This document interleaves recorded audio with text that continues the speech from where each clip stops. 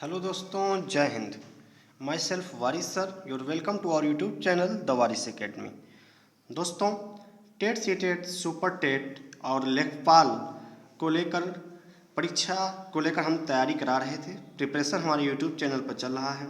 दोस्तों, मैथ और सीडीपी मनोविज्ञान पे कुछ वीडियोज हमारे आ चुके हैं। प्लेलिस्ट डिस्क्रिप्शन बॉक्स में लिंक है, आप वहाँ से देख सकते हैं। दोस्तों, आज हम शुरू कर रहे हैं हिंदी पे। हिंदी पेडागॉजी और हिंदी के कुछ चैप्टर से हम शुरू कर रहे हैं। जो पहला चैप्टर है भाषा, लैंग्वेज, और हिंदी पे अब अगले एक सप्ताह तक कुछ वीडियो आएंगे।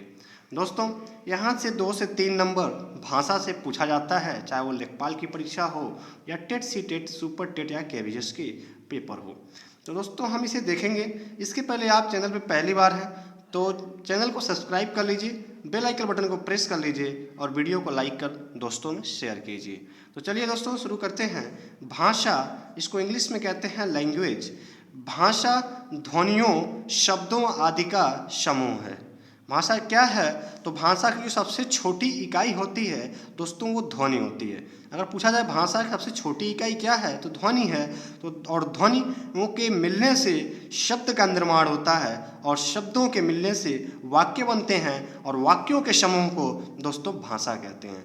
तो इसीलिए लिखा गया है कि भाषा ध्वनियों, शब्दों आदि का समूह है। भाषा की कक्षा में यह महत्वपूर्ण होता है कि भाषा की पृष्ठभूमि पर किसी को पीछे न छोड़ा जाए।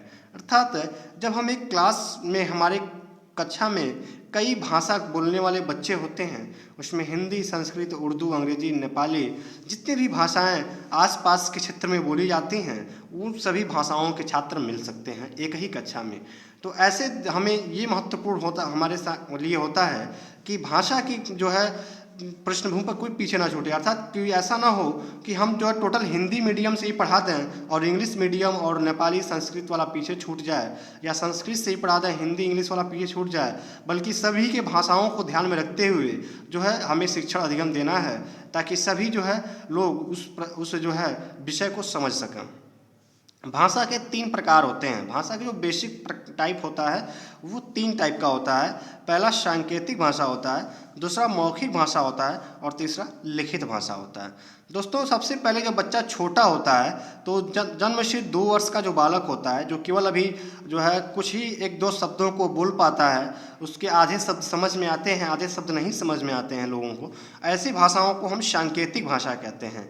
दोस्तों, सांकेतिक भाषा बालक की प्रथम भाषा होती है। लेकिन सांकेतिक भाषा को भले ही कुछ लोग ना समझ पाएँ, लेकिन इसे उसकी माँ जो होती है बालक की, वो सबसे बेहतर समझती है। अगर पूछा जाए सांकेतिक भाषा को या बालक की प्रथम भाषा को सबसे पहले कौन समझता है, तो बालक की प्रथम भाषा को बालक की प्रथम शिक्षिका ही समझेगी, और बालक की प्रथम शिक्षिका उसकी माँ होती है। दोस्तों, उसके बाद आता है मौखिक भाषा। जब हम बोल करके नहीं, जब हम लिख कर नहीं, केवल बोल कर अपनी बातों को कहते हैं, तो वो मौखिक भाषा के अंदर आता है। और फिर उसके बाद से जब लिख करके हम अपनी बातों को लोगों तक पहुंचाना शुरू कर देते हैं, तो वो लिखित भाषा हो जाता है। तो ये रहा, भाषा के 3 प्रकार होते हैं: सांकेतिक भाषा, मौखिक भाषा और लिखित भाषा। बालक की जो प्रथम भाषा होती है वो सांकेतिक भाषा होती है, ये आप समझेंगे। दोस्तों, अब भाषा के औपचारिक और अनौपचारिक प्रकार होते हैं कि कौन सी भाषा कहाँ बोली जाती है, उसके क्या क्या प्रकार होते हैं, ये हम देखेंगे। भाषा 2 है। एक औपचारिक भाषा होती है, इसे फॉर्मल लैंग्वेज कहते हैं। एक अनौपचारिक